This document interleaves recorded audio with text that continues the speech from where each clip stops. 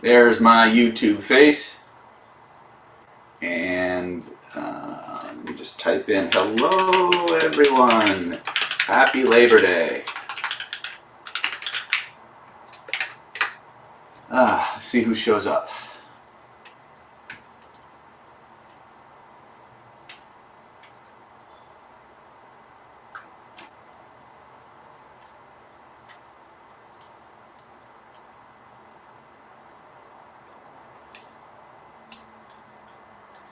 There's Chris Hardings checking in. Great to see you, Chris.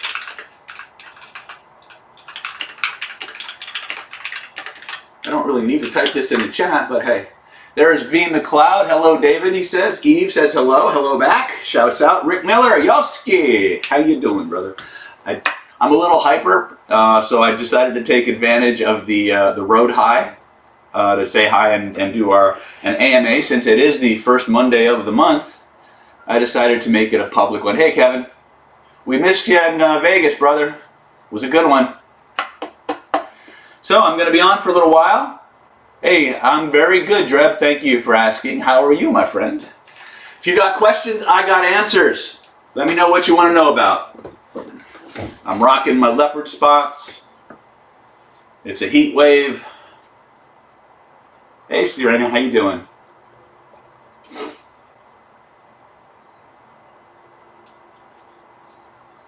Anybody have questions? Anything you want to talk about?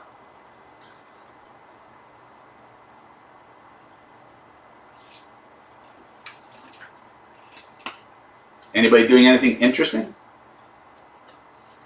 Kevin, I was celebrating my 40th year being in Vegas at the end of September. You're coming in for aggression? Is your name on the list? Because Stephanie went over the list of who's coming and I didn't see your name on it. Terry Atkins. Hi, Dave. Hi back, Terry. Chris. Divine timing, man. I try. It's 102 here by the coast. When I left Vegas this morning at 6 a.m., it was 98 degrees. It's averaged about 108 and higher for the week I was out here. So when California, they told me California was having a heat wave, I was like, we'll see. I want to know if, V McLeod says, I want to know if you have any meets in the UK. Yes, we are, now that all the borders are open, we are reassessing our international schedules. What we do have for sure coming up in, I believe, May, we have two back-to-back trainings in Australia. After that, we're looking at what economics will dictate for us. But we have every intention of getting back to Europe and the UK within the next 12 months. So be on the lookout for interesting announcements. Let's see here. Rick Miller says, I did for years, now I forgot. Pressure, okay. Yes, sir, regression should be on that list. Chris Harding, in major transition, you've been of incredible assistance. You have no idea. Well, thank you, Chris. It really is gratifying when I hear how the work that I've been doing, both, in concert with my team and through the YouTube channel and our extended family, is really making a difference. And all I can say is, let me know how you're doing and pay it forward. Help other people. You've helped yourself. Now show other people how to help themselves. And always point back to the channel. Tell people where you got it, of course. Yeah, Vegas is too much heat for me. I'll tell you what really got to me though was we do a lot of our events in casinos, and as I'm going through all these purification processes and stuff like that, the environments are getting more and more toxic. So it's getting harder and harder for me to actually be there. So we're looking at alternate locations in the Vegas area, because it's just honestly, guys, it's just economically it's better for you and us to do the events in Vegas. Although come towards the latter part of this year, we'll be doing a lot more events here in San Diego. So if you like fresher air and more weirdness, come on out to San Diego and hang out with us. Let's see here. Liam says, good afternoon, everyone. Hello, David. I have a question. When doing self-trance, what is the best way to talk to yourself if it's needed? I'm mostly down to body feelings. Is that correct? There's a couple of ways to do it. The old school method that Jerry Kine used to teach was to talk to yourself before you go into trance. I find that anytime you can convert a body feeling into a color and other sensation-based hallucinations, and work with it like physically working with it, you get a whole that's greater than the sum of the parts. There's a technique that we have. We don't teach it very often. It's called the inception method, and what it is you hypnotize yourself and tell yourself that you are actually hypnotizing yourself, who's a hypnotist. So it's like think of the inception, where everything is a layer within a layer within a layer. And so what can happen is, after you get to a certain level, you can just let that deep level inner hypnotist give you suggestions. It's not, I've never posted a demo of it, because it's not a visually exciting demo to watch. It's actually quite boring to watch, but after about half an hour, you see the lady in the chair just start laughing her head off, because all of a sudden her inner hypnotist started giving her exactly the right suggestions to resolve things. It's a deep trance phenomenon, but we take the name from the movie Inception, where we just layer within layer within layer. So that's another way that you can do it. Also, if you know what suggestions you want to give to yourself ahead of time, you can record them and listen to them while pretending to be in the deepest trance humanly possible. Hello, Laura Thompson. Good to see you again. There's Letty Tor. I love your face reading video. I love that you love my face reading video, Letty. V. McLeod says, yippee. Paul Dini says, hi, David. Paul Dini says, cool to hear you are considering European tours again. We are absolutely considering it. I miss my UK contingent. I miss my Cyprus people. We'd like to get back to Israel, which I know is technically not Europe. But we'll see. We'll see how that goes. Laura Thompson says, yeah, you finally figured out that casinos are not the best place to hold trainings. Actually, from a financial standpoint, they're still the best place to hold trainings. It's just as you get more and more, as your vibration goes up, it becomes harder and harder to stay in those places. Some of the newer ones are okay, but like the old one we're at right now, which is the Orleans, the ventilation isn't the best, and so we spend a lot of time gagging and wheezing. Liam says, so if you must talk to yourself, do it first. Anything else to turn a color? Ooh, that technique sounds cool. I'll try it. Thank you. Yep. Mahdi, hey, buddy. David, shalom. Can you read Hebrew? Understand? Actually, I don't read all that much Hebrew. Israel is waiting for a shirt. Yeah, when I come there, I'm probably going to have to do energetics, or if I can get away with NLP, I'll do vibrational NLP.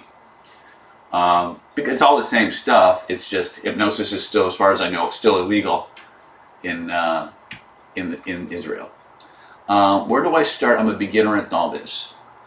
Terry, it all starts with your outcome. What is it you want to be able to do from your time in Planet David? That's the first question anybody who's just getting started in our community needs to answer. We have so many different on-ramps.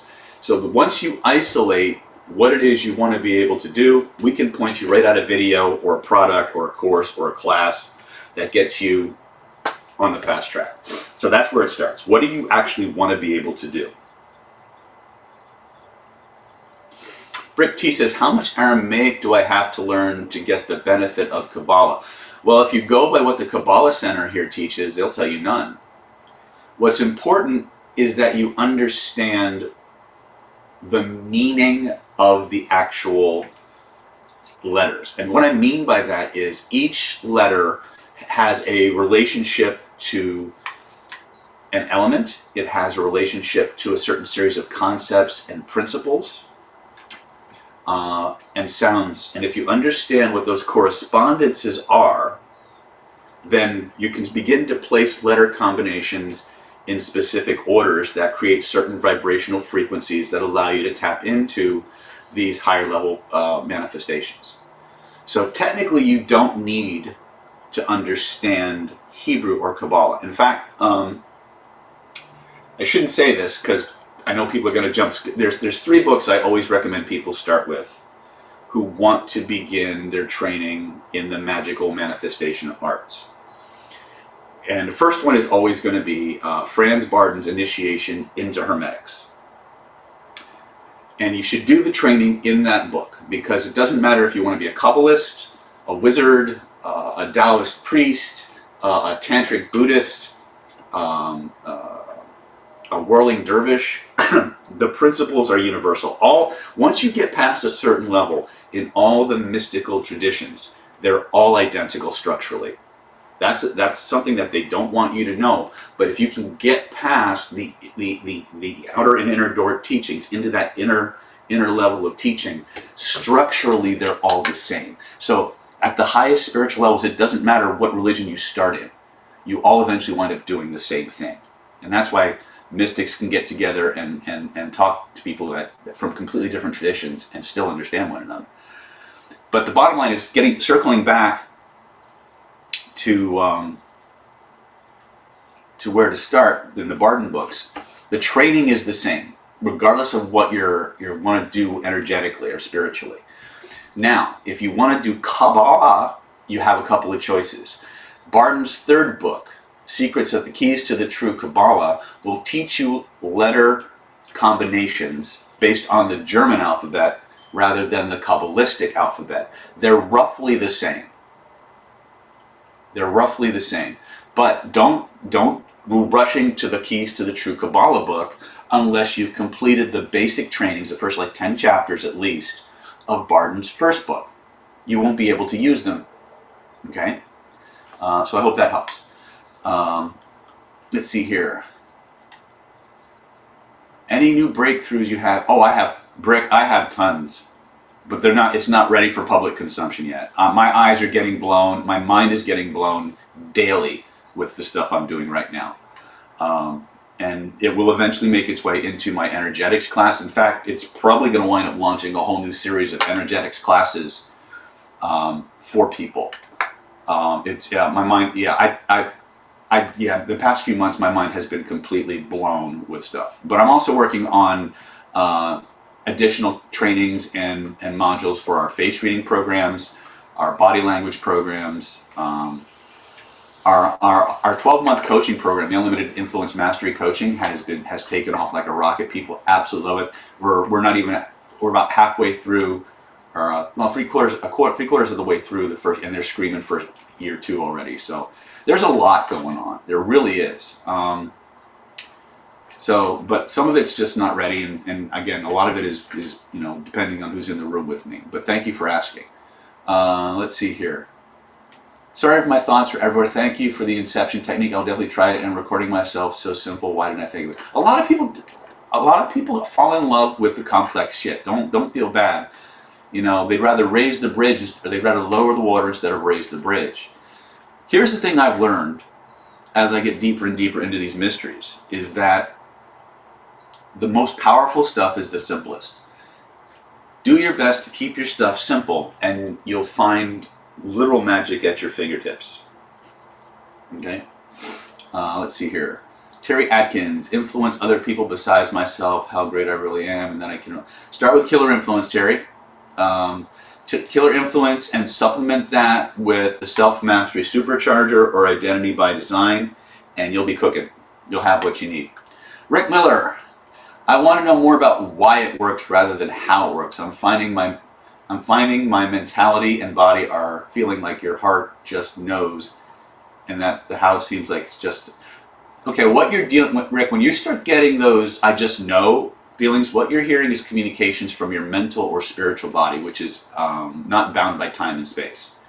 So the energy body and the physical body is where our reptile brain is kind of stored. That's the part that deduces and acts on instinct. So as you get deeper and deeper into your meditations and things like that, that knowing without knowing is going to continue. What I've discovered in my life is that I'll get a download or an insight, kind of like you're describing, and then as I continue to practice and work with that information, I'll spontaneously find like the same information in three or more independent sources that elaborates on potentially why it works. And from there, I go with what feels right to me and what I can prove. So I use the rule of 3 to confirm something that I get a download from, and then I look at how they've deduced or come to the conclusions as to why it works. With the caveat that they may be completely wrong, and none of the explanations may be mutually exclusive. A lot of times, The why is more of a perspective rather than anything else. But human beings tend to engage in either or, black and white thinking, when a lot of times there's multiple angles to the same thing that allow something to manifest. That's why we can get such powerful change work with spinning and magic frame and color breathing, because we don't separate the different divisions of the body. We actually integrate them and synergize them towards a common outcome, which is why we get very, very rapid and very deep level change. And I think that's the way to go with a lot of the information that we get these spontaneous downloads for. Lucy Pearl, thank you for your answer last time. It helped me alongside with the Bankston method plus water changing. Now I've delivered my presentation with a positive spin and landed my dream job. Thank you. Mwah! Lucy, congratulations. Well done. Well done. Let's see here. Let me see. The chat box just skipped for me.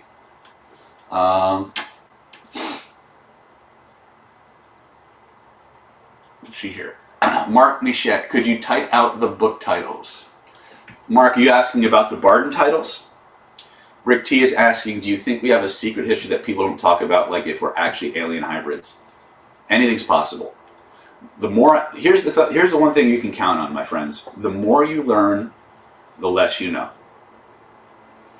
The more you learn, the more possibilities you realize are out there. Okay. Could I put the names of the books in the chat? I think you guys are asking about the Barden books. Okay. All right, so the first one is Initiation into Hermetics. Now, I'm going to be upfront with you.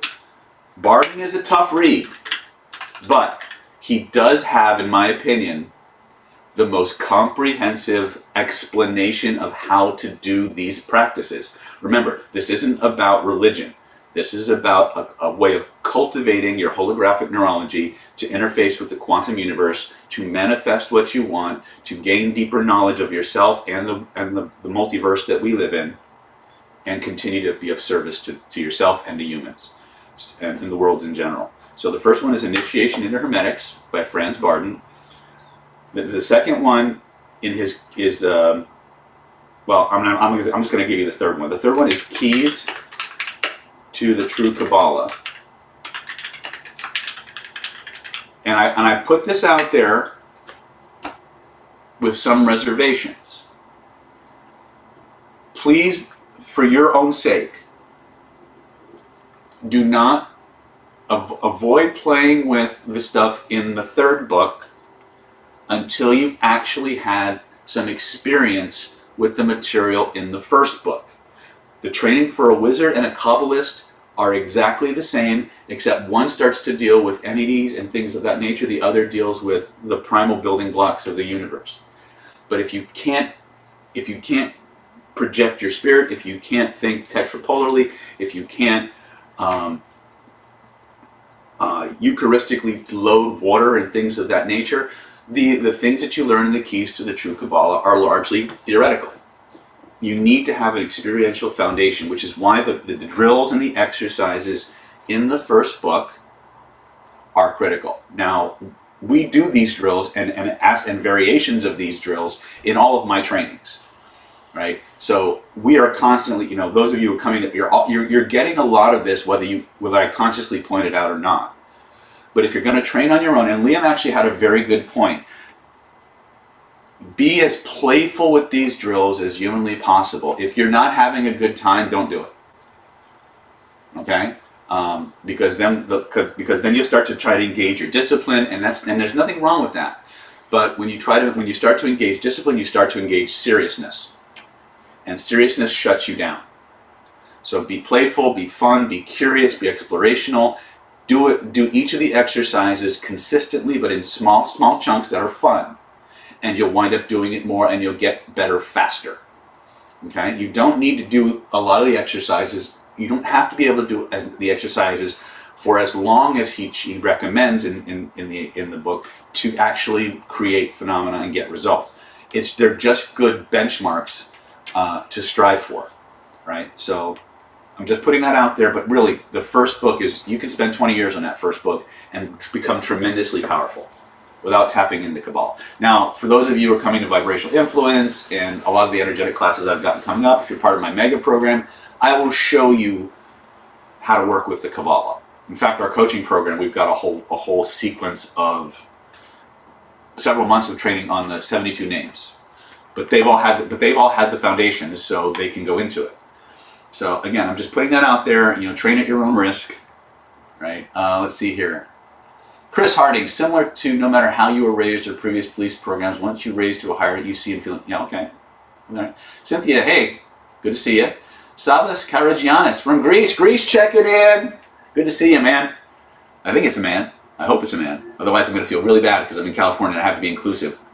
Add your pronouns, damn it. Anyway, Chris Harding, rather lower the water than raise the bridge. Amazing lyrics. The message is held for review. Keep it simple, stupid. Yes. Or keep it simple and sweet. That's a little less provocative. Let's see. Terry Atkins says, thanks, David. Simple is like not trying. Exactly. Chris has said, my spirit is busting out of my skin. Ooh, that sounds painful. Applied to self is the best practice. Yes. Thank you. Chris Harding says, thank you, man. Brick T, what do you know about Agoras? It said that they can project their astral bodies into other people's bodies and infect them. Do I know anything similar? You want the truth? Yes, I do. I've learned some really cool shit in the past few months. I've learned it. I know how to do it. I'm still working on developing the skill at it, but yeah, I know how to do it.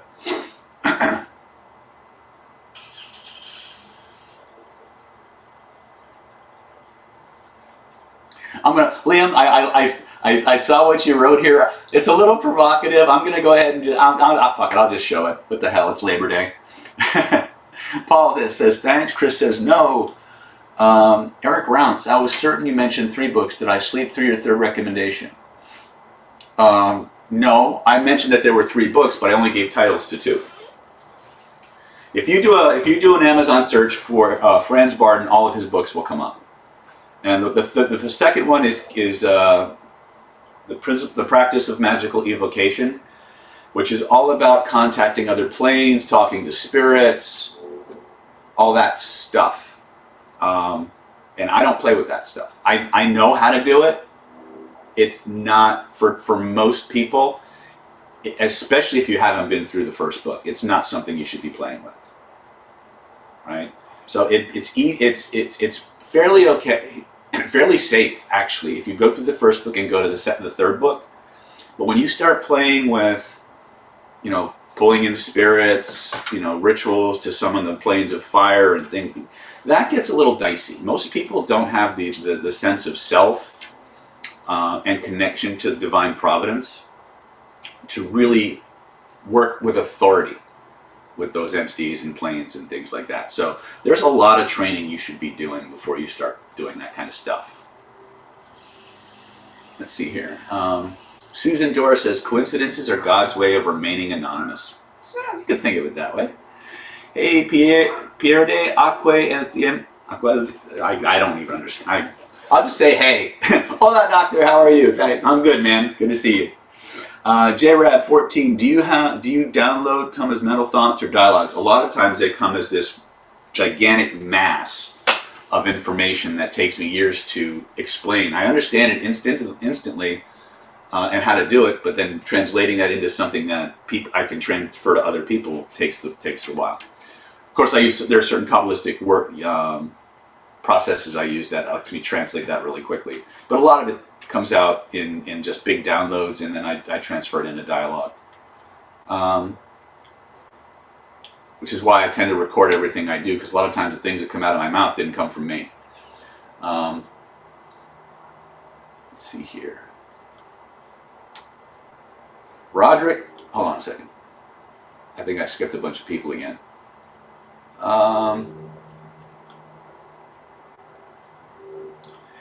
Brick T says, are spirits or intellect ethereal beings real? Yes. That's the quick, short answer. V McLeod, David, do you do private sessions? I need help. I do not do private sessions anymore. What I do is when people call the office looking for a private session, we have highly trained affiliates and associates that we refer to. So depending on what the issue is, we'll recommend the best person we think for the job. Okay. Savas Karagianis, your videos about speed attraction and understanding women help build the most fulfilling relationship ever. You are great. God bless, brother. Use it well. Lucy Pearl, I also bought Identity by Design and going through it. I'd like to know more about learning from videos again. Watch each video at least 10 times. Okay? If it's a video that involves a lot of action, watch it like it's the most fascinating video ever and absorb yourself in it until, like, when the person in the video moves, your body spontaneously moves at the same time. That's when you know you've got maximum mirror neuron engagement, and then the entire system is completely focused on integrating that material. Adam Lee Brown, favorite recent book on persuasion and behavior. My favorite one most recently is called Get the Truth. I think it's by, I can't remember the author. Oh wait, I have it right here. It's by Philip Houston, Michael Floyd, and Susan Carnicero. Get the Truth. Excellent book. Thoughts on Dr. Milton Erickson. My thoughts on Erickson change depending on the context. So if you can give me a little bit more specific question, maybe I can give you a bit more specific answer. Brick T, is astral projection any good or is it just weird dreams? Astral projection is as good as the person using it. Rick, for the most part, most of the stuff is real. It's just that most people don't have a consistent, proven way of getting there. And they don't stick with it long enough because nobody's really, look, you got to remember that most of the stuff that's out on the market is surface level stuff and relies mostly on suggestion. And that's not a bad thing because the suggestion is one of the very first practices that aspiring wizards and magicians had to learn. You had to learn how to use it. You had to learn how to use it on yourself, and then it just gets deeper and deeper and deeper. But again, there are secrets, okay, and a lot of them are people withholding information because if the truth is everybody can do these things. You don't have to be gifted. You just have to have the practices. But the other part is that. In order to get the goodies, you've got to sacrifice. You've got to give up stuff like your fears and your obsessions and your guilts and your blames. It requires you to clear your energy bodies, your spiritual bodies of all the stories that you think are you. And that's something that a lot of us just aren't ready to do. You know, so there's a price for these things are real. Okay, I still take a very skeptical approach, but there are practices that will allow you to evolve your neurology to tap into these abilities. But a lot of them involve clearing, which is why we spend so much time with things like Identity by Design and regression and things of that nature, because you got to clean up your shit. Not just for this life, but for everything that you have locked inside of you that you can't access, but you know is there. Right? You all have these amazing abilities inside of you. And you all have a mission to fulfill. And and the universe is very patient. So however long or short it takes you to get there, you'll get there. But you have to earn it. And it sucks that we have to earn it, but that's kind of how it works. Alora, hello, I've been working with the Bankston method and I have a question on attraction. So if I come across an old memory that's blocking me, how can I remove it? Start with with Magic Frame, use color breathing and spin it. We call that the transformational triad. You can find an abundance of videos of how to do that for free on our YouTube channel. Ethereal Vixen, how do I figure out my dream job golden path? I adore the entertainment industry. Well, we have a process for doing that, but the best thing to do is inventory and audit every aspect of your life from the time you were a child. Look at the things you were good at as a kid. that made you just have more energy. Look at the things that you love to do that everybody said you shouldn't do. Find ways to get those back. Put all those things together. Look at all of your jobs and all the things you loved about your jobs, all the things you hated, and list those. And as you list all the things you love and all the things that light you up and all the things that you feel passionate about, note that all of these things are elements of a life direction. Golden Path is never about a job. It's about a life path in which any number of jobs could be a part of it or the sum total, right? So if you love the entertainment industry, then what are the things about the entertainment industry that absolutely light you up like a Christmas tree, right? Find ways to do more of those things, right? Follow your passions, follow your bliss, right? You will notice as you go get on those paths that things will tend to line up. There will also be obstacles. Those obstacles are there to give you the fast path, the fast track to becoming more of who you're designed to be. We want to run away from those things. We want to get away from those things, but actually the fastest way to evolve is to go through them. Right? We as self-actualizing human beings, we need to run towards the things that make us run away. Okay. Roderick Midden says, "Hi David, big fan. Recently I found out I have to work on my basic chakra while watching your witness process video. Do you have any extra tips to improve the method, or that's it?" I don't know which video you're referring to, Roderick. Finding somebody who's trained in pranic healing is probably the best approach because they actually know how to work with the basic chakra. Doing gray room on your basic chakra will help you clean out the chakra, but then you want to actually energize the chakra. And so drawing energy into it is a good way to energize it, but you want to make sure it's clean before you start energizing. You always clean stuff before you energize. Okay? Is reincarnation real? What are your experiences and theories? In my experience, Brick, reincarnation is real. And there are many different ways that it can manifest. It can manifest through genetic memory. It can be a spiritual transference. It can be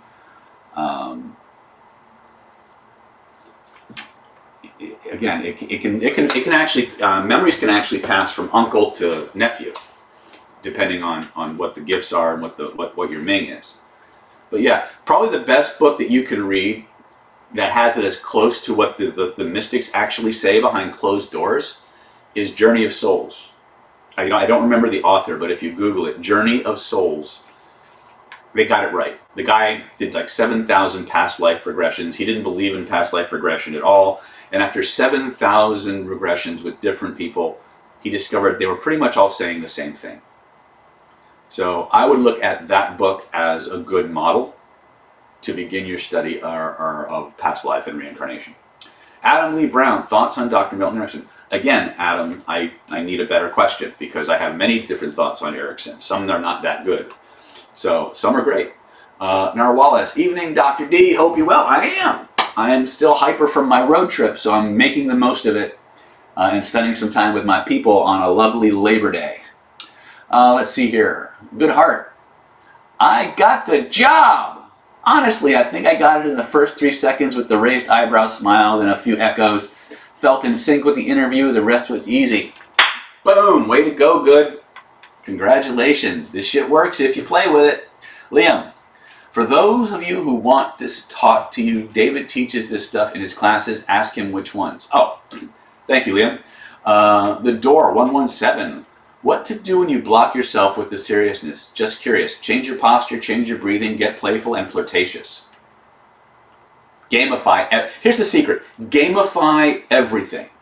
If you find ways to turn everything you want to do into a game, it's going to come faster and it's going to be a lot more doable. Okay? Lucy says, thank you. You're welcome. Rick Miller, what would you say Kabbalah is at its roots besides Jewish mysticism? What exactly does that entail? You know, stereotypical words. All right.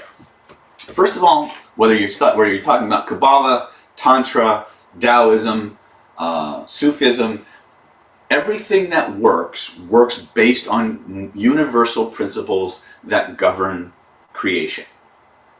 It's all about vibration. It's all about entrainment. It's all about rapport. There is no magic outside of you. It's all latent in you. So it doesn't matter what system you're using. Kabbalah is a system of correspondences that, if you do the practices, allow you to entrain with certain vibrational frequencies at higher and higher levels that create certain effects, attributes, if you will. Okay? And so the root of black magic is evil intent and selfish intent. It doesn't matter whether it's Kabbalah, Hermetics, Buddhism, Sufism, it doesn't matter. Right? Black magic is what you do with it. So it's all about correspondence. It's all about getting in touch with the higher power and getting as close a connection to that divine energy as possible. And as you go up through those levels, more and more of your abilities come online. But every vibrational frequency has two scales that you measure by. It has a quantity scale and a quality scale. Kabbalah is really about the frequencies that you tap into that produce certain phenomena at certain levels. Okay? Then there's quantity. How much of it you actually have and what that can do. So at the root of all metaphysics, of all magic, all spirituality, is this idea of vibration and entrainment. And those vibrations create certain effects. If you want to see this from a scientific perspective, just go here on YouTube, type in cymatics. You'll see a really cool video set to music that shows the effect of cymatic frequencies on matter and energy. And you'll see the moment a vibration passes through a medium, the geometry changes, right? And that's just the effect of a vibration. That's what we call a quality scale. Each of these frequencies is going to have corresponding that manifest in earth, air, water, fire, and combinations thereof. So that's really what we're talking about, is a way of developing and training the different levels of our holographic nervous system to tap into these frequencies and channel them or store them or shape them and program them. Right? That's really what we're doing. Right? Adam Lee Brown, he keeps asking the same question. I'm going to give him the same answer. So, let's see here. I've had some memories passed from family that wasn't blood. Little bastard scared the hell out of me when the suicide memory popped out. Yeah, sometimes that happens. Matthias Fingen, if someone wants to learn hypnosis, where to start? Could you name someone? Steve Pickett. Well, Steve, if you can get him to teach you, he's a very skilled hypnotist. He's a little crazy, but he's a good guy. Very good hypnotist. If you want to come train with us. Identity by Design would be where we start. Other good people in the industry is Melissa Tiers, Richard Nungard, Jason Lynette, Ken Guzzo, Mike Mendel for sure. He has some online stuff that's phenomenal. Good friend of mine. So those would be some people I'd recommend right off the bat. Chris Harding, as you speak these truths lightly and enjoyably, one can feel the alignments like a flower turns to light. Oh, you language patterning motherfucker, you. I am operator. What is the posture for playful? How do you get the posture of a state we don't remember being in? The best way to find that, if you go to my video, Flirting for Fun and Profit, or the mating dance, I talk about the body language continuum. So first of all, seriousness, honesty, anything that we consider to be trustworthy and loyal, good, is we term them upright, straightforward, stand-up guy. It's all about symmetry. When we talk about people who are evil or deviant, we describe them in terms of crooked, bent, twisted, right? So you have these two extremes on the body language continuum that are hardwired into every human. Playful is a little bit naughty. It always has an asymmetrical angle to it. So if you ever watch people that are just teasing each other or playing around, you'll see that their body tends to have a little bit more of an asymmetry to it. When you adopt an asymmetrical frame as opposed to a deeply twisted or distorted frame, you tend to get a little more playful, a little bit more outgoing. So that might help you.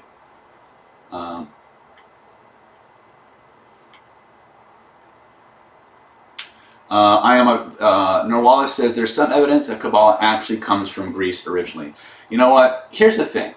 We can argue about the origins of something till the cows come home. The bottom line is, can you use it?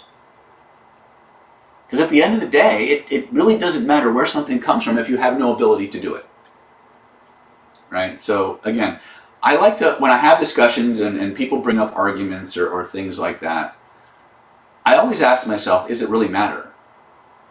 Right? What really is the important piece? Right? People would argue that Kabbalah is Egyptian. People would argue that it's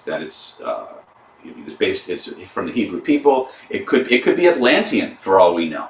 God knows that so much of what happened, what came to Egypt and Greece is purported to have come from Atlantis. It doesn't really matter, honestly. It doesn't really matter where it came from as long as you can use it. Okay? Because when you peel back the layers, they're all doing the same stuff. Samari says, how do I protect myself from the thoughts and projections other people have on me? Clean up your shit. It's always going to be the first order of business. Second is connect and create a deep, permanent relationship with divine providence.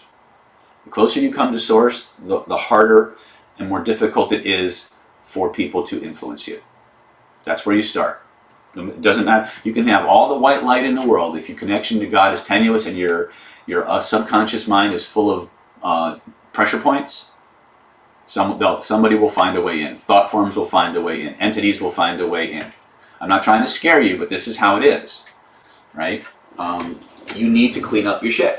And honestly, the need to clean up our shit is kind of what drives all of us. Even though we want to do better in life, every time I ask someone, do you want to manifest stuff today or do you want to clean up your shit? 80 to 90% of the time, the vast majority of people raise their hand for cleaning up shit. Why? Because at a deep level, you know that shit has to come first. That has to be cleaned out before you can manifest what you want. Because manifesting is actually really easy if you're clean. It's the stuff you're not cleaning up that blocks you, right? So again, I hate to sound like a broken record, but that's kind of how it is. We actually did a whole lot. I just spent 5 days teaching Defense Against the Dark Arts. And I gave them the entry-level stuff to psychic self-defense, which started with cleaning up your shit. Cleaning up your shit, create a relationship with the divine. And the stronger and deeper that vibrational, energetic connection, the more consistent you maintain it, the more impervious you become. Okay, let's see here. Is this useful? I hope it's useful. I don't want to sound like I'm preaching or belittling people. I just want to make sure that people really understand what's going on. Let's see here. Okay, Adam Lee says, thanks for the feedback. More specifically, Dr. Milton Erickson, his use of storytelling. How might we practice thinking, speaking, and responding in story form? When it comes, the problem with Dr. Erickson's stories is that a lot of it relied on confusion, and most people don't do Ericksonian stories well. The best way to, if you want to do stories, I think if you go to my channel, type in CPI2 and stories, because I have a whole course on hypnotic stories and how to use stories to embed things, kind of the way Erickson did, but without all the confusion. There's about 14 different techniques that you can embed within a story that will program people, aside from the story itself. There's two primary elements you need to make first of all, when you talk about Erickson, the first thing to understand is everybody talks about his storytelling and his language patterns, but that wasn't his real superpower. Erickson's real superpower was his ability to get such deep level rapport with a person's unconscious mind that the idea of resisting him in any way was completely alien. And his use of presuppositions, which did not rely on stories, but on actual assumptions that the nervous system makes, was actually more powerful than his story work. So We have a course called CPI2 that if you want the mechanics of how to do really powerful hypnotic stories, I would check that out when you get a chance. I believe I've uploaded a couple of videos on story work in the channel. You can look at them for free. If you want to do stories like Erickson did stories, there was a guy by the name of David Gordon. He has a course called Therapeutic Metaphors. He was probably one of Erickson's most devoted students when it came to story and metaphor.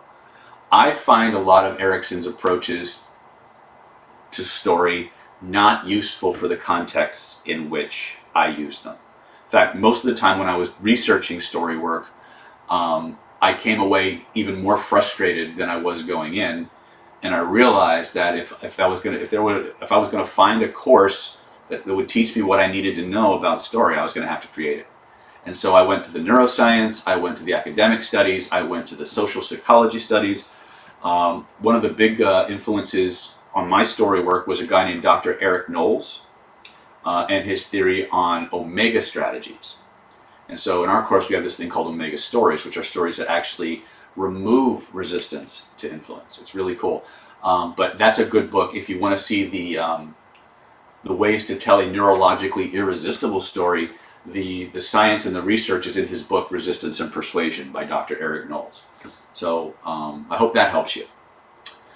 Dave Sun, hey David, feeling like I can't meet the right person to have a relationship with. Any suggestions? Start with Identity by Design and or Self-Mastery Supercharger, then get a copy of Soulmate Secrets and top that off with Attraction Mastery or Rapid Attraction Secrets, and you will have Jedi level skills in attracting the kinds of people you actually want. Because the first part of that is identifying what actually makes you happy, not what you think makes you happy. And a lot of that goes in is taught in the Soulmate Secrets course. Dave Sun, okay, I just read that. Will Couchman, do you have any tips for dealing with angry or aggressive people? I fear conflict, so I wish I knew. The best way to do it is echo their words. People look at me like I'm nuts when I tell them this, but when you actually echo a person's words, it actually starts to make them feel heard and understood. A lot of people get angry and aggressive because they don't feel like people really understand them in order to give them what they want. When you actually echo somebody's words and you actually get more angry at what they're mad at than they are, they actually calm down really, really quick. So, but don't believe me, just go do it. You know, sincerely echo a person's words with the intention of wanting to understand them, and watch how rapidly they calm down. Okay? B. Shooketh. David, how do we deal with those people who refuse to converse normally? You know, the ones who only accuse, scream, and emotionally manipulate. I try to reason with them, but that never helps. That's right. Leave. Don't try to reason with people who refuse to be reasoned with, right? But always ask yourself, what's their agenda? What is their purpose in trying to emotionally manipulate you? What are they trying to get? Right? And then make a decision if it's something you're willing to give them. Right? I would leave. I would just turn my back on them and say, I'll talk to you when you can talk to me like a human being. In fact, a great book that can give you a lot of ideas on how to do that is actually a book called Talk to Me Like I'm Someone You Love. I don't remember the author's name, but it's a great book on exactly the kinds of things you're describing. I highly recommend that book. It's a great place to start. That and Echo Technique. Adam Lee, how might we think in terms of influencing via questions and simple story form oriented speaking? You have to think about what question would cause them to answer in a way you want them to. It's a kind of a 50,000 foot view, but you have to think about if you want people to want to do what you want them to do, the best thing to do is use the emotional bonding checklist, which is all about questions. The emotional bonding checklist, the emotional motivation checklist will cut to the heart of the emotional reasons for why people do anything. From there, you want to go into the study of how to soften your language so your questions don't sound like interrogations. And then if you can do simple metaphors, simple isomorphic metaphors, where the hero of the story is very, very similar to the person you're speaking to, then the person will identify and be transported by the story and is far more likely to go along with what you want. So there's three things you want to you want to play with there. You want to soften, you want to use the emotional bonding checklist, and you want to use isomorphic metaphors. Hey Ashley, how you doing? Mark Michette, I want winning lotto numbers. How can I get there quick? I have no idea. I do not do winning lotto numbers. That's something that Lynn Buchanan could probably help you with. He's a very famous remote viewer and remote influencer. Matthias Finken, if someone wants to learn hypnosis, where to start? Could you name someone? I named 5 people earlier, but I'll name them again. Jason Linett, Ken Guzzo, Richard Nongard, Mike Mandel, and me. Steve Pickus is a good hypnotist, but I don't know that he teaches hypnosis anymore. He's more of a vagina mechanic now, so that's last I heard. Let's see. Brick T, what are Hindi deities, Kali or whatever you can think of? They're created by mystical people who... Okay. Okay, again, the deities don't matter. They really don't. What matters are the principles that you use to interact and attune with these frequencies and levels of consciousness the deities represent. The mantras, there may be a story or a intended meaning in the words, or they may be Kabbalistic type or tantric type phrases that have certain vibrational correspondences to them. It really depends on, and sometimes if a guru gives you a mantra and it has his name in it, it's a way to siphon off your energy. Every time you use that mantra, his energy gets built up. So you got to be, again, who's the person teaching you and what is their explanation for the mantras? Okay? There are Buddhist mantras, there are Taoist mantras, there are Kabbalistic mantras. I'm sure there are Aramaic and Sufi mantras. You know, do you have a connection to those associations? Have you made associations? If you don't have associations, then you're not going to get nearly as much result in a short amount of time, as quick a time. You have to develop rapport connections with these frequencies and these principles and these levels of consciousness, and have a clear channel that allows you to express them. Right? B. Shooketh. They provoke, then conveniently gaslight or forget. What if no contact isn't an option? These people are family and I don't want to give up on them, but they end up triggering me. Clean up your shit. Right? People can only trigger something that's already inside of you. If you remove it from inside of you, then they lose their power over you. It's correspondence. If I have a tuning fork that's tuned to the key of C, and I hit it, and I hold it close to a tuning fork that's also keyed to C, that tuning fork will vibrate.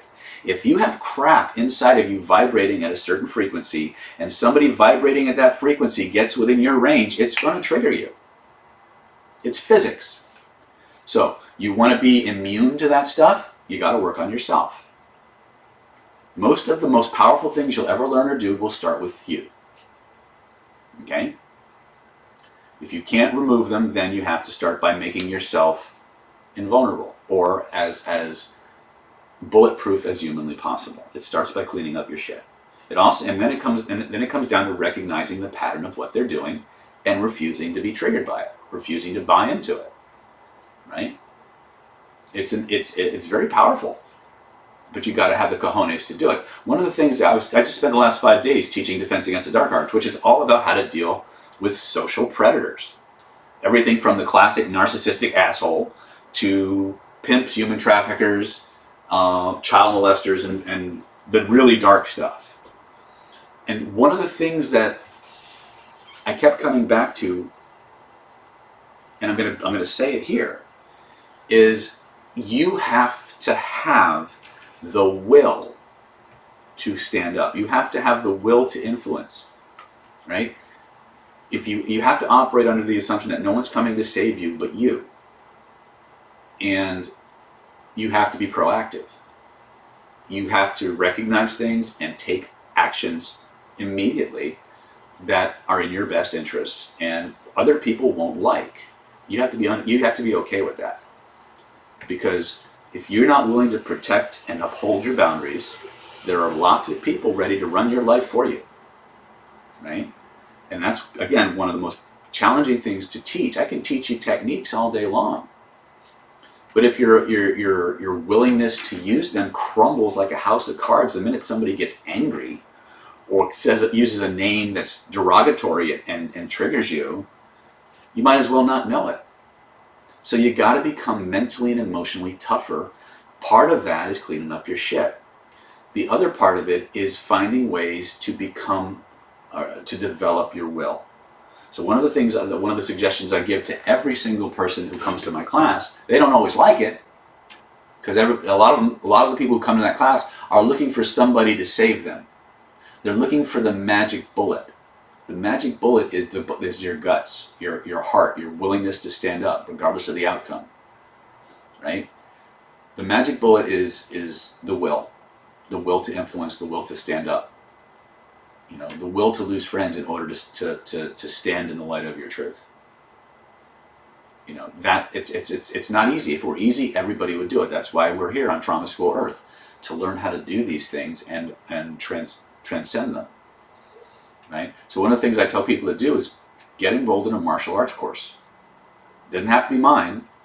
Get enrolled in a good martial arts course where you actually have to deal with confrontation. You actually have to put up a fight.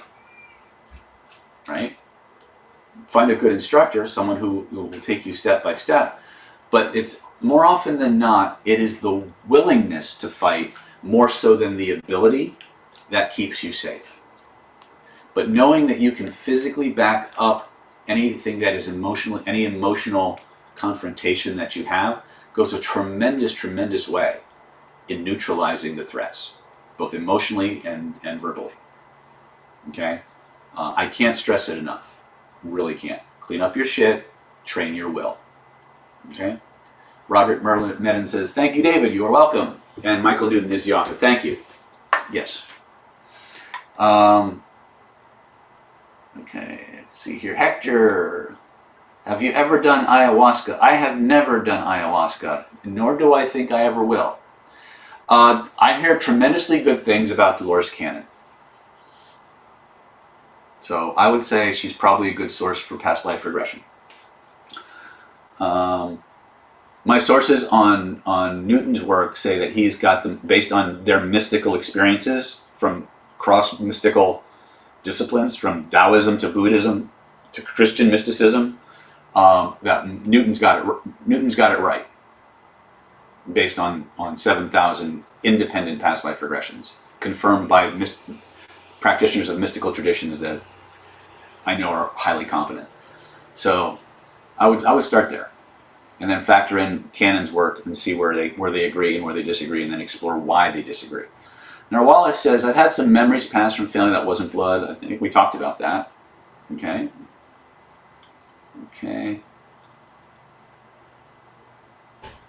How can I explain demonic energy to Christianity? Demonic energy is demonic energy. There are demons. Demons do exist. It's just they're not as... it's more likely to be possessed by a ghost or a spirit than it is a demon. Demons, run-of-the-mill Christians, born-agains, tend to classify anything that can possess you as demonic. Anything that's not saintly or angelic as demonic. There's actually a very, very broad range of supernatural entities besides demons who do exist. So, it really depends on the knowledge base of the particular Christian that you're communicating with. How informed are they, right? Art. David, is your friend, the young hypnotist aged Marcel Klein, really one of the best hypnotists in the world? He is super young. How is he so good? I've hung out with Marcel a few times. A lot of people really like his hypnosis. Is he the best in the world? He thinks he is, right? He's certainly accomplished a lot. He grew up watching my videos, so you ask. I don't really like to speculate. I know a lot of people who claim be one of the best hypnotists in the world. Marcel's got some skills for sure. Is he one of the best? Really depends on who you're comparing him to, right? But he's a good guy, as far as I know, anyway. Let's see here. Be shooketh. I'm the first person to blame myself, to look at myself when it comes to taking accountability, and so people, yeah, yep. Again, for those of you who I'm not pointing the fingers at B, but she's very typical of a certain quality of people that are selected and targeted for being beaten up and bullied, either verbally or emotionally. So one of the things I want you guys to do is educate yourself. There's a couple of books that I want you to get, and I will put them in the chat for those of you who want to learn about these things. One is called Character Disturbance. The other is called In Sheep's Clothing. You can get them on Amazon. These are things that will the gentleman, I'm really bad at authors today for some reason. I think it's George something. Anyway, he'll go into a lot of the differences between character disturbance and people with high degrees of neuroticism. Now, neuroticism is actually a desirable trait. The problem is that people, it's on a spectrum. You have character disturbance, which are people with progressively less and less conscience. They're kind of at war with society. Then you have the neuroticism scale, which people with progressively more conscience. So the problem with people high on the neuroticism scale is that they blame themselves for everything. Somebody stubs their toe, they feel guilty about it. And so people high on the character disturbance scale will target people high on the neuroticism scale because they're easy to manipulate, because they have guilt and blame that isn't actually theirs, but they take it on. So once again, the formula I mentioned earlier about cleaning up your shit and reassessing what you're actually responsible for versus what you're not is going to be the fastest way to move yourself back up the neuroticism scale towards a balanced level of neuroticism and socialization. So I hope that helps, but the books will help you a lot, okay? Because nobody's broken. We've just been socialized and we've in a certain way, and we've internalized that level of socialization to a certain degree, but it's malleable. Sinisa Malinek says, Old World. Ethereal Vixen, what are your thoughts on the left-hand path and necromancy as a way to fill up our energy? I'm convinced energy vampire. Oh, I know energy vampires walk amongst us. Here's the thing. Okay, you're talking about the left-hand path and necromancy. What you're talking about is magical practices used to hurt people. Okay, I don't advocate that. I think it's important to know how to do it as a ways of protecting yourself or to recognize when you're being attacked. But as a way of life, I recommend you move away from that. That is not going to raise your vibration. When you drop the body, you're going to go to a lower vibrational plane. That's not why you came, right? Certainly, if people are curious about those things, and you know, everything's here, everything's allowed here. You know, you can level up or you can level down. Left-hand path, necromancy, again, they're all just studies. They're studies of magical practices. It's what you do with them that really defines you. Okay? Let's see here.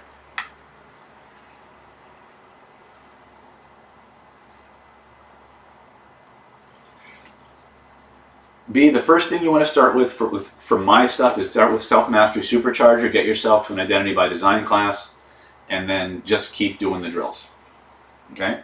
If you need to work with somebody, then in our AMA programs, in our masterminds, we have lists of people who love helping other people.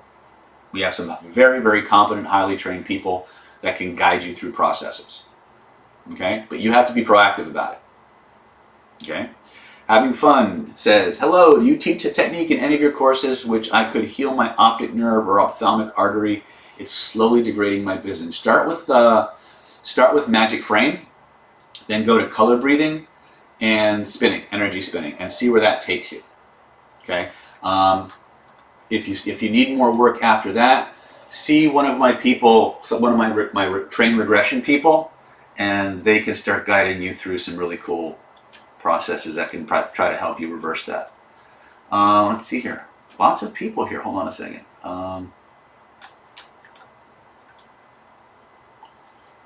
Ooh, lots of people on today. Let me see. How many people do I actually have? I haven't actually looked at the numbers.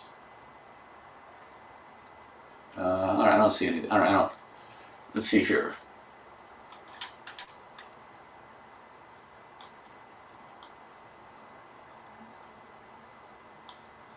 Let's see here. How do you deal with an aggressive gatekeeper? Find a way to befriend the obstacle. This is for Alex P. Aggressive. Echo their words. Use your rapport skills. Use your sphere of influence. And be playful. If they're aggressive, right?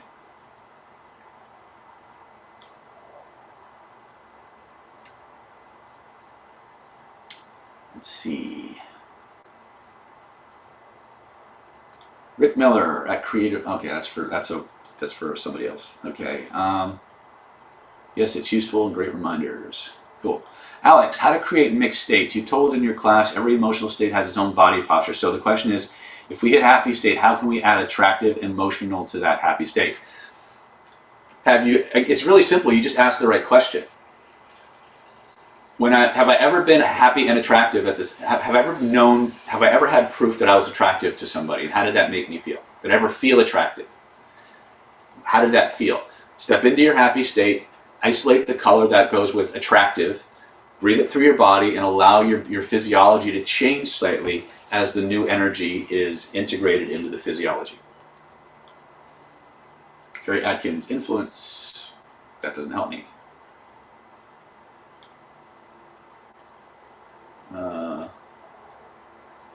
Hold on a second. I'm having to bounce around here. Creative says, Rick, I put the word in quotes because of how it's used, not because I use it. Okay. Gherkin Sisman says, let me guess your power animal. It's a donkey. Anyway, Nathan Tiles the World. Can you shift gears a little and talk about Kundalini? I'm curious specifically about reports of unwanted Kundalini awakening and its potential negative side effects on persons not ready. There's a great book called Kundalini Rising by Gopi Krishna, who had a spontaneous Kundalini awakening and spent years trying to get it under control. These things do happen, and if someone's not ready for them, it can wreak havoc until you get a handle on it. Okay. In fact, one of the last trainings I was at, there was a lady there who had a spontaneous Kundalini awakening due to an injury, and every time we did an energy exercise, she had all kinds of symptomologies and things coming out.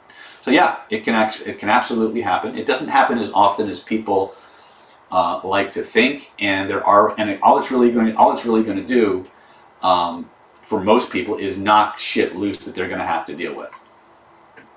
So as long as you have good techniques for dealing with emotional shit, you can and know how to move that energy where it's supposed to go, then you can navigate that stuff fairly well. Not my focus, but there are people out there who that is what they do. Professor Glenn, I can't believe I'm drawing blanks on so many names today. Glenn Morris has a program, KAP, called Kundalini Awakening Process. He successfully, before he passed away, guided over 100 people to awakening their Kundalini safely. He has many certified instructors and senior instructors who could probably help you if you're dealing with spontaneous Kundalini awakening. The one that comes to mind off the top of my head is his top guy is Teo Semko. If you Google Teo or Kundalini awakening process, his stuff should come up.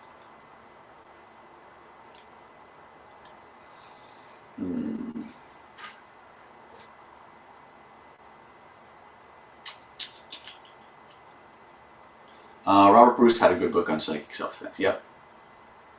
Most psychic self-defense books only work as well as you are clean at your emotional and energetic levels.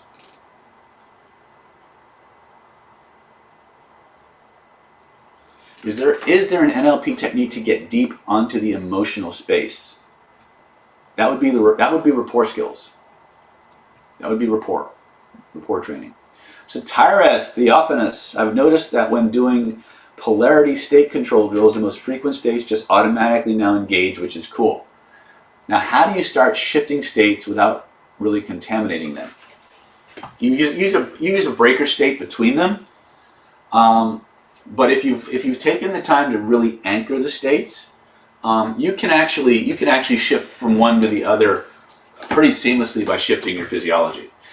In Killer Influence, that's actually what we do. We spend the first half a day teaching you how to shift states through physiology, going from Hakalau to Master and Commander to Rockstar Metaframe to Open Heart Trust Trigger, back to Metaframe. Back to, I mean, you just do it in seconds. Then you layer on the polarity drills, so you have a synergy and a whole that's greater than the sum of the parts.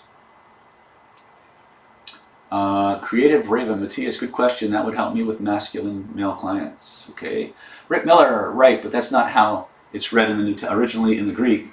Note how things of nature are. Okay, there must be a different conversation.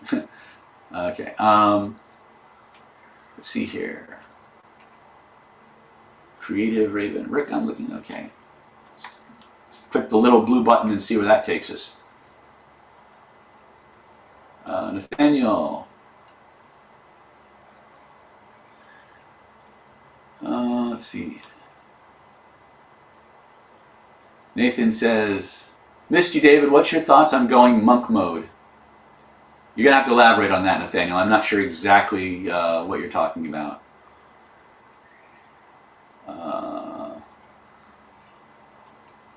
Rick Miller says, wow, really necromancy is using to hurt peeps? I'm not just calling up the dead. Well, yeah. How do you think, what do you call making a zombie? That's not exactly a pleasant thing to do to people. A lot of times spirits are called to curse people, to torment people. It's not the best approach I would take. I need a serious identity change. That's frightening. That must be a good girl aspect within me. Scream. Yeah. Again, you're not broken and you're not alone. There's many, many, many, many, many of us out there who have been where you are, who are probably still there, and maybe even a little bit worse. It's just identifying it and then really making the decision to do it, to be different. You know, Adam Lee Brown says, have you heard of anyone changing narcissist mind? You can change narcissist minds all the time. You just have to play to their vulnerabilities. You just have to make it think it's their idea and it's going to make them the hero. And they'll tend to jump at it. Narcissist guys, believe it or not, narcissists are amazingly easy to manipulate once you know they're narcissistic. And you have the skills and you have the awareness of what their hot buttons are. It's so easy. I spend most of my time managing people high on the narcissistic spectrum. Sarah Harden, my mom is everything, my best friend, my support, and she recently found a lump under her arm and it's cancer. Please, any advice or help? First of all, get vetted by a good medical doctor that you trust, and then ask if it's okay if you integrate other modalities into the treatments. Most cancer has an emotional basis, and if you can effectively discharge the negative emotions, the repressed emotions, the tumors tend to subside. So if you want to do stuff on your own, after you've been vetted by a medical doctor, start with color breathing, magic frame, transformational triad, and energy spinning, with the energy spinning, and I think you'll be, in many cases, pleasantly surprised with the results that you get. We've had tremendously good response with all forms of cysts, lesions, tumors with that approach. If you still need more work, reach out to one of my people for regression work and energy work. Specifically, Bankston Energy is really good for cancer. Narwalis, have you ever encountered Holosync? Yes. Ken Cade, I wish I was a monk. Well, there are certain advantages to being a monk and some not so good ones. But anyway, how might we work on being indifferent in the setting and environment of a romantic relationship? How might we work? Change your posture, change your breathing, and remember that there's, again, it sounds kind of trite, but remember, no matter how cute the other person is, somebody's tired of sleeping with them, right? Just ask yourself, all right, they're hot. What else do they have going for them? You know, there's lots of ways to take on an indifference. It really depends on what cards they're playing with you. Nathaniel, what would you recommend to study for boyfriend destroyer patterns?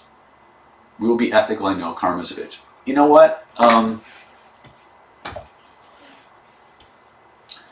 My experience has been that when you amp up the physical and emotional attractiveness, they conveniently forget about their significant other, in many cases. If you tell stories about people who thought they found the right person, and all of a sudden, out of nowhere, the stars aligned, and out came the person that they knew was the actual one, and everyone else just kind of faded off into the background because they realized this was the right person for you. You know, those kinds of stories go a long way in priming people to behave a certain way. But honestly, amping up emotional appeal and physical attractiveness is really the kryptonite for that. You know, representing the adventure and the emotional highs and lows that people fantasize about go a long way. You don't actually have to do boyfriend destroyers a lot of times, or girlfriend destroyers, as the case may be, right? You just have to be more appetizing, and people will find their own reasons for acting on their drives. Court Curtis, how do you feel about improv for developing hypnosis skills? I think they are excellent. I would start with method acting for the state control work, and then transition into improv. Angelica Adhikaris asked, Chakra Yoga by Anadea Judith is a good book for Kundalini Awakening as well. Yes, most of the stuff by Anadea Judith is good. I have a lot of her books, especially when I was younger. I read a lot of her stuff. What is the Kundalini teacher's name again? Glenn Morris, or actually Teo Semko. Glenn passed away many years ago, but he wrote some great books and developed a whole system of Kundalini Awakening. But Teo Semko, I think, is the senior instructor now. Loose Truth says, love this, love you back. Let's see here.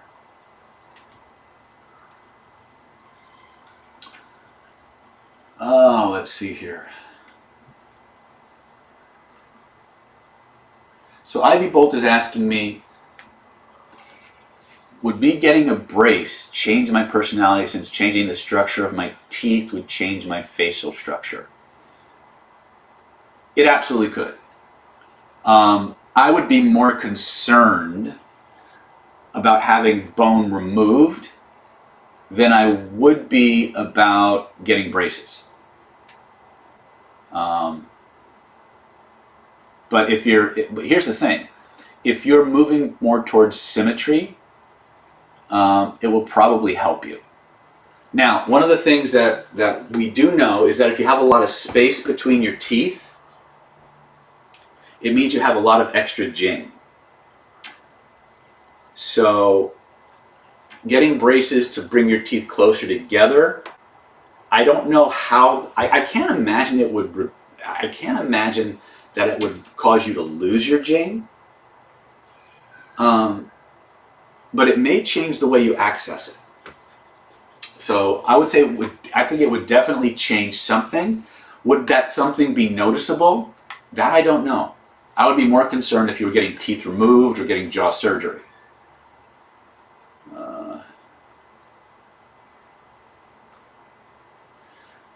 Bucci Percy? How can I let go of my old self-thoughts? Start with Identity by Design and or Self-Mastery Supercharger. Ethereal Vixen says, manipulating a narcissist is easy. I've dated one. Flatter them, put them on a pedestal, and persuade them they think yeah, exactly what I said. Very good. Satyrix, I wonder what your opinion is on any kind of influence without a person's permission. Is a sort of psychic attack even? Yes, technically.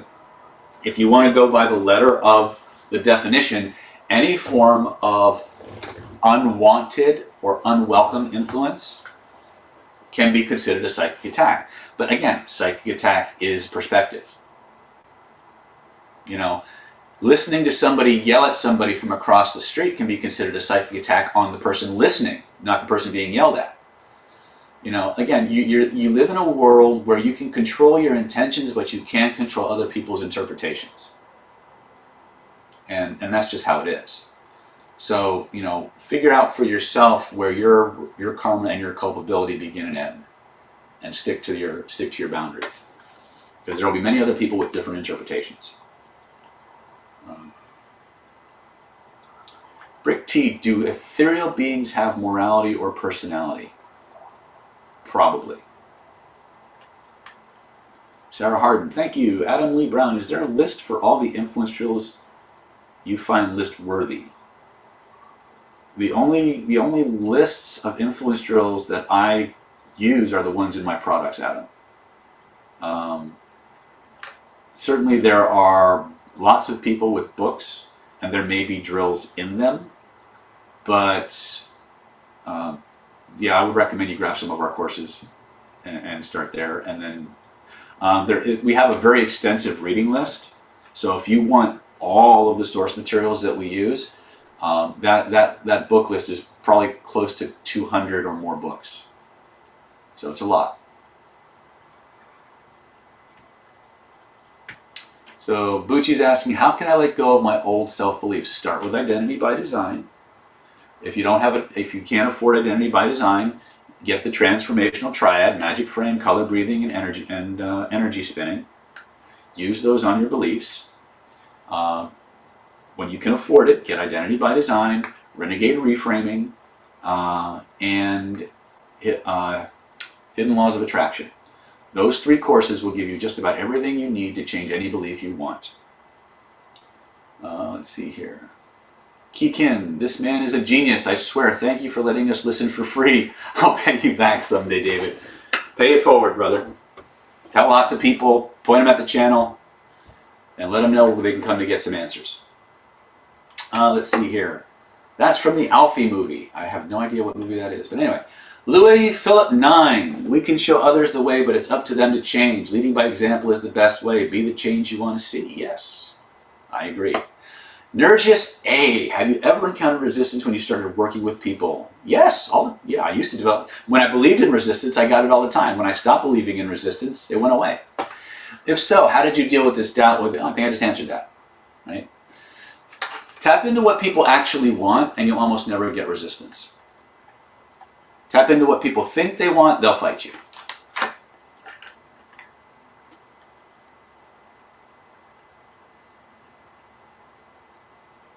Let's see. Andre, can you influence someone to like you again if they are around you, but the verbal communication between you is close? Given enough time and effort, anything is possible, Andre. You just got to have the right tactics and the right techniques and strategies to employ. Okay? Angelica Adhikari says, how check for compatibility through face reading? What are the features you prioritize? Here's the deal. If you want to use face reading for matchmaking, the more facial traits you have in common, the higher the probability of a compatible match. The other way to do it is to find traits that complement one another. So if you have someone who's very nurturing and someone who's very assertive, that can work on a complementary level. But the old school wisdom is the more facial traits they have in common, the more likely they are to be compatible. Get Smart asks, how do you stop stagnation? Move it out. Reach in and move it out. Move your body. Clear your shit. Spinning works great. What would you recommend someone that wants to learn hypnosis? Okay, I'm not sure if you're asking me who I would recommend, or Christian, I think I actually answered that question a couple of times earlier. You might want to reference back to earlier in the video, or ask a more concise or clear question. Angelica Adhikari, no matter what books you read here in India, they say the path to Kundalini, Jaगran, or awakening must always be done under the guidance of a guru or mentor. Yes, in a perfect world. but every now and then shit just happens, and then you're kind of on your own. Most Kundalini awakenings do happen under the guidance, but what was asked about earlier, every now and then people have these spontaneous awakenings, and they have no guru, or they have no one that they can follow. I have a phone call. Let me just jump on this for a minute, and then I'll be right back.